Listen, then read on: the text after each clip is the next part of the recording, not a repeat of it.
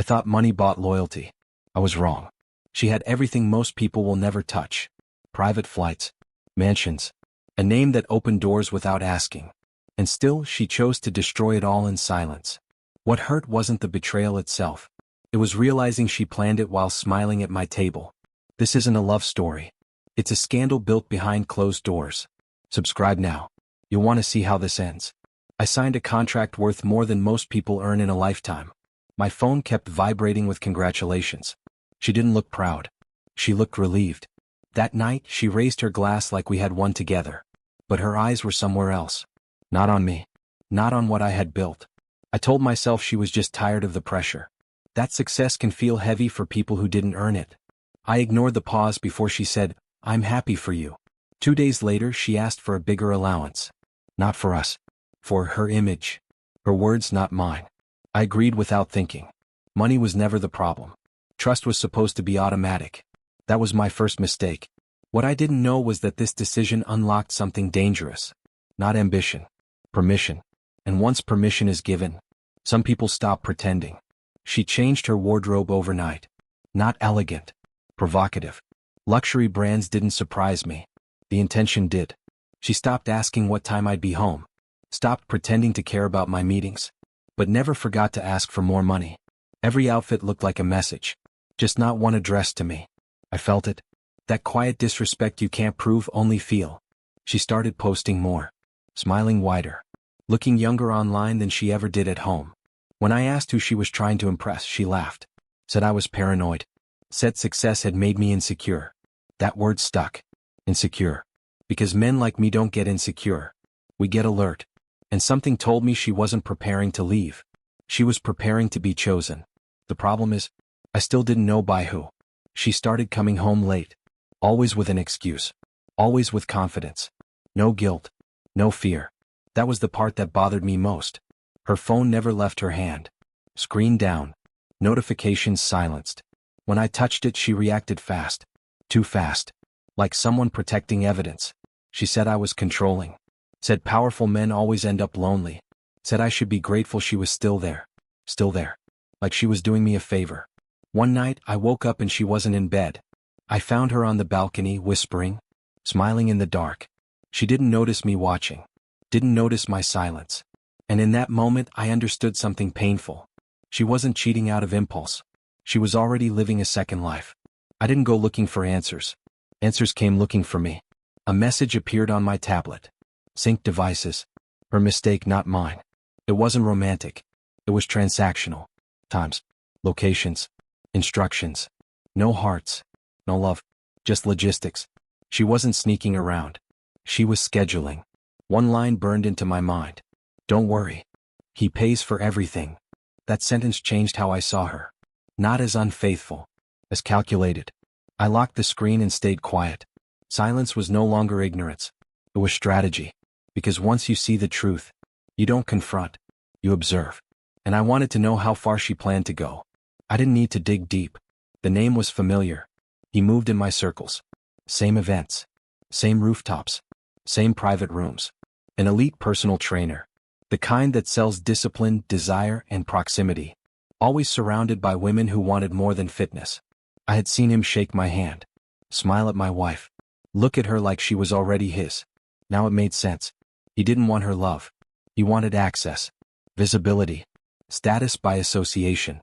And she wanted to feel chosen by someone who needed her. The messages weren't secret anymore. They were arrogant. He joked about my schedule.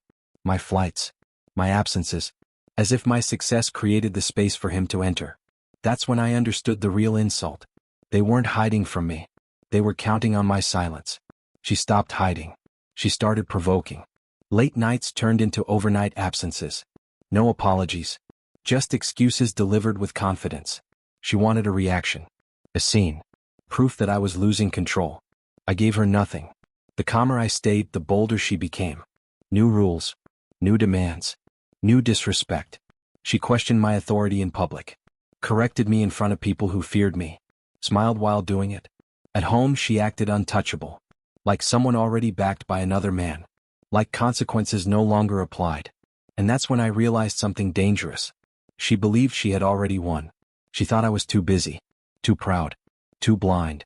What she didn't know was that I wasn't absent. I was measuring. And every test she passed was pushing her closer to a fall she couldn't see. The dinner was supposed to be symbolic. Investors. Allies. People who watched my moves carefully. She arrived late. Loud. Confident. No apology. No explanation. When I spoke, she interrupted. Corrected numbers she didn't understand. Laughed when others went silent. The room felt it. That shift. That quiet discomfort when power is challenged without permission. Someone tried to change the subject. She pulled it back. Made sure the spotlight stayed on me. On my patience. On my restraint. Later she whispered that I looked weak. That men like me get replaced when they stop being exciting. She didn't say it with anger. She said it with certainty. That was the moment I stopped seeing her as my wife and started seeing her as a liability. And liabilities don't get confronted. They get removed. But not before they expose themselves completely. She didn't ask for love. She didn't ask for time. She asked for a signature. A transfer. A structure. A financial adjustment, she called it. She said it was about independence. About her brand.